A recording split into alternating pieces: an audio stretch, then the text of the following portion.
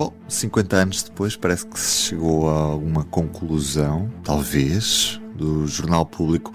Este é o P24. Eu sou o Ruben Martins.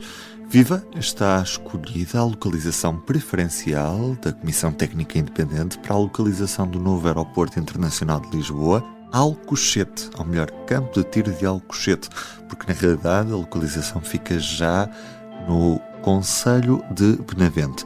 Fica mais perto de Lisboa do que outras opções. Obviamente Montijo nesse critério ganhava, mas é certo que em Alcochete a área de expansão é maior e os terrenos pertencem ao Estado português, o que pode ser uma vantagem.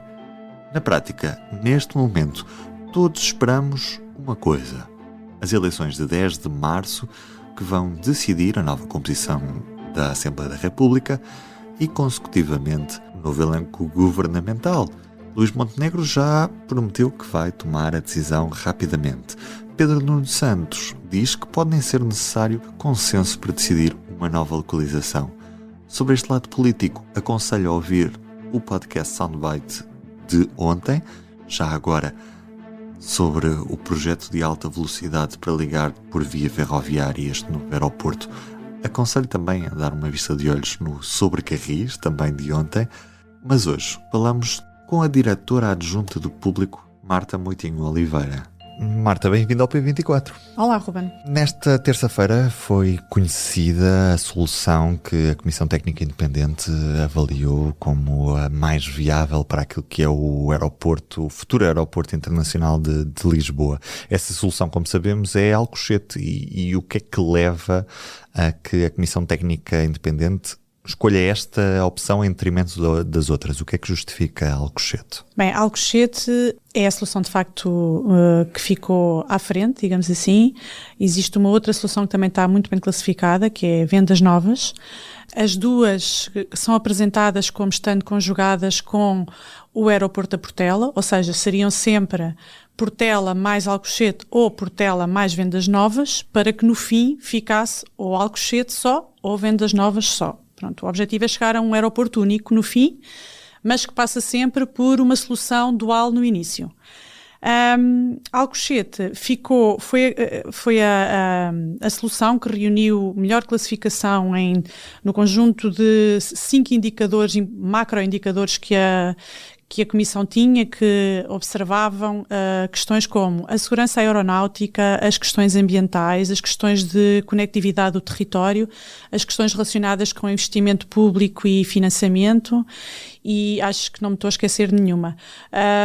E, portanto, era a que reunia melhores condições. Para além disso, Alcochete tem alguns estudos já anteriores, portanto, não é uma solução que apareça assim do ar, como, por exemplo, Vendas Novas que não têm estudos anteriores. Já existia também muita informação, que obviamente tem que ser atualizada, porque Alcochete é uma solução que vem já muito de trás. E entre Alcochete e Vendas Novas, que é o que distingue o primeiro, digamos assim, do segundo classificado, é a questão de Vendas Novas implica fazer a expropriação de terrenos, porque os terrenos onde é considerada a construção do aeroporto são terrenos privados, enquanto que em Alcochete não, é um terreno público. E essa foi o principal fator que fez ali a diferença para o grupo de trabalho acabar por ficar inclinado para Alcochete. A decisão da construção de um novo aeroporto em Lisboa é, como a alta velocidade, uma decisão de regime que implica um consenso entre os dois principais partidos, o PS e o PSD.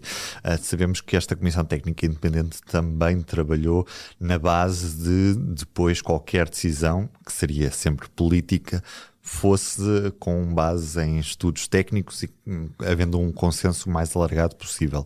O que é que nos leva a pensar que, havendo agora uma eleição que se adivinha a 10 de março e podendo os portugueses escolher um governo completamente diferente, que este estudo não seja enfiado na gaveta como todos os outros até agora foram? Deixa-me só aqui voltar um bocadinho atrás, que eu há bocado esqueci-me de referir aqui um fator importante que distingue Alcochete de Vendas Novas, que é a questão de Alcochete é mais perto do que Vendas Novas, e um dos critérios importantes, mais perto de Lisboa, um dos critérios importantes de decisão era a distância, embora a distância seja muito relativa, porque na década de 40, quando Quando foi escolhido o aeroporto da Portela, Portela era considerada fora da cidade. A alternativa à Portela era Campo Grande, que era dentro da cidade.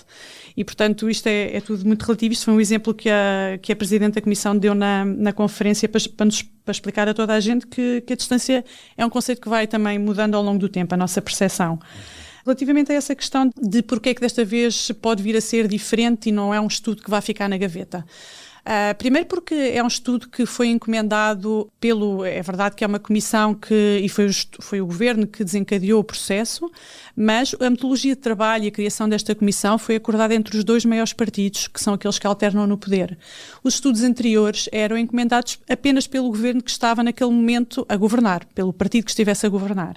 Portanto, logo aqui existe uma vantagem neste estudo, digamos assim. Eu acho que se o PSD vier a vencer as eleições, tendo o PSD dado o acordo a esta metodologia de trabalho, teria de arranjar justificações muito válidas mesmo para dizer eu vou pôr o estudo na gaveta.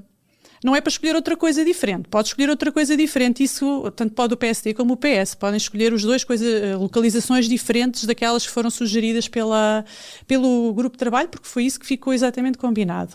Mas não escolher, não fazer, já vai ter que reencontrar razões muito válidas. Para além disso, este estudo é feito numa altura em que existe uma unanimidade no país entre vários agentes, tanto aqueles que são agentes do lado do setor económico, como aqueles que gerem o aeroporto, como a classe política inteira, de que há uma saturação no aeroporto da Portela. O aeroporto da Portela não consegue comportar mais voos, mais movimentação e, portanto, nós chegamos a um ponto de saturação e provavelmente esta emergência vai acabar por desencadear uma decisão obrigatória.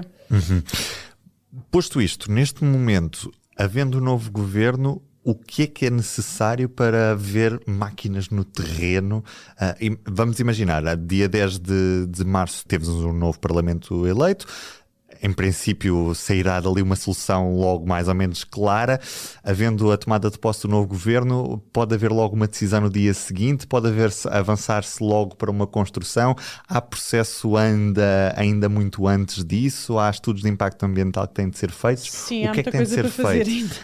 Portanto, para já nós não sabemos exatamente se vai sair uma solução sólida que tenha uma maioria no Parlamento para governar isso. Normalmente atrapalha um bocadinho ou torna o processo mais demorado, não é atrapalha, torna o processo um bocadinho mais lento até que se consiga encontrar um consenso político para governar. Depois, há aqui uma questão que, portanto, nós estamos a falar hoje que é quarta-feira, ontem foi terça, foi o dia em que foi apresentado o relatório da Comissão e nós tivemos logo o presidente da ANA a falar à noite na CNN. A ANA é a empresa que gera o aeroporto da Portela e, portanto, é uma parte muito importante neste processo.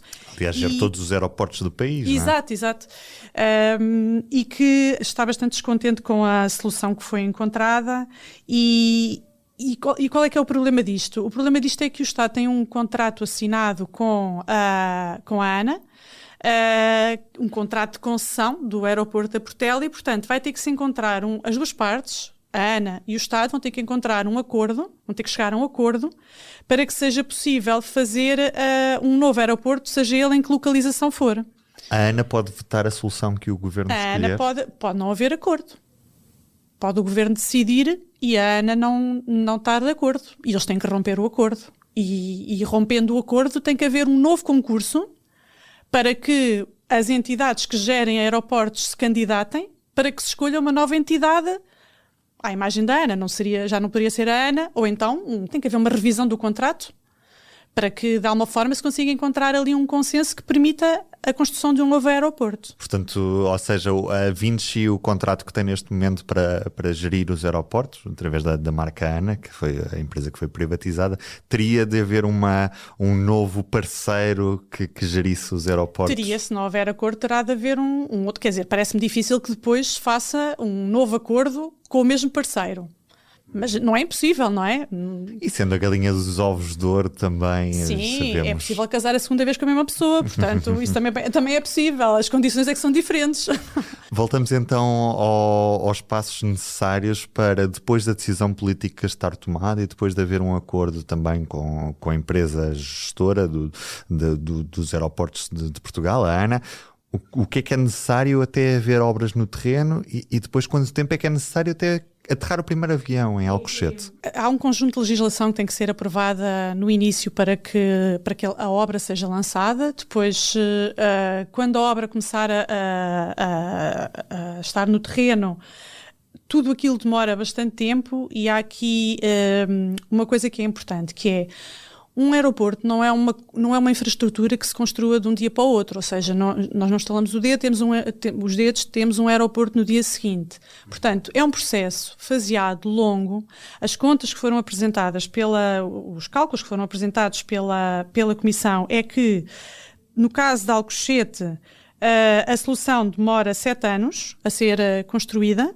E no caso de vendas novas demora 9 anos. Ou seja, partindo do princípio que se decide em 2024 e que há acordo com a ANA e que tudo é rápido, nós temos uma previsão para 2031 ou para 2033. Sendo a construção faseada, não há nenhuma fase prévia que permita... Mas isto ainda é faseado. Estes calendários, ou seja, isto não é o calendário final. Por exemplo, no caso de Alcochete, que são os tais 7 anos... Em 2031 é a data prevista para ter a primeira pista. O que é que isto significa? Portanto, o objetivo final é só termos Alcochete ou só termos vendas novas.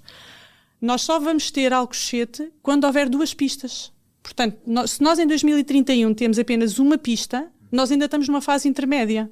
Porque depois são precisas as 2 pistas para que tudo se mude para Alcochete. E, portanto, isto de facto vai ser um processo bastante longo. É preciso transferir todos os serviços que funcionam num aeroporto, porque o aeroporto comporta uma espécie de uma cidade aeroportuária à volta.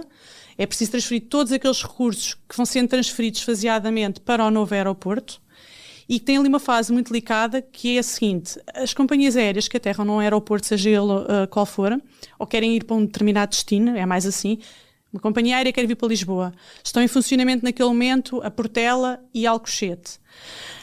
Para a companhia aérea é muito difícil ter os seus recursos divididos em 2 territórios diferentes, porque ainda há uma separação de alguns quilómetros. Se for uma low cost, vai preferir onde houver taxas mais baixas. Se for uma de outro tipo de consumidores, certamente vão preferir o aeroporto mais próximo. Exato, vai haver ali uma fase muito estranha, que é a zona cinzenta, não é? Que é aquela fase, não é preto nem é branco, em que provavelmente haverá serviços duplicados nos 2 lados, que são sempre custosos depois para o consumidor final, aquilo acaba por se refletir no consumidor final e que vão ter que ser geridas com alguma capacidade, de forma a que as companhias aéreas mantenham o seu interesse também em vir para Lisboa. Última questão, Marta, quem é que paga tudo isto? Olha, os cálculos da Comissão são que no final, portanto, quando nós estivermos todos no final e já estivermos todos ou em Alcochete ou todos em vendas novas, no final o aeroporto paga-se a si próprio, porque o aeroporto é um negócio rentável.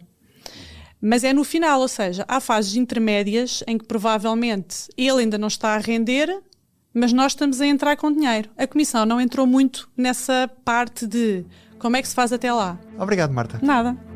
E hoje a Primeira do Público traz o dado: os beneficiários do rendimento social de inserção atingem um mínimo histórico. Havia 181 mil pessoas com direito a RSI em outubro, um número que representa menos de quase 15 mil pessoas do que no mês homólogo, quer isto dizer, outubro de 2022. Para encontrar um número próximo a este, é preciso recuar 17 anos. E hoje também é um dia triste para a imprensa portuguesa. Pela primeira vez em 35 anos, o Jornal de Notícias não sai para as bancas. Os trabalhadores estão em greve, em causa um despedimento coletivo que pode abranger 200 pessoas no grupo Global Media. Perdemos todos. Eu sou o Ruben Martins. Tenham um bom dia. Um bom feriado. O Público fica no ouvido. Até segunda.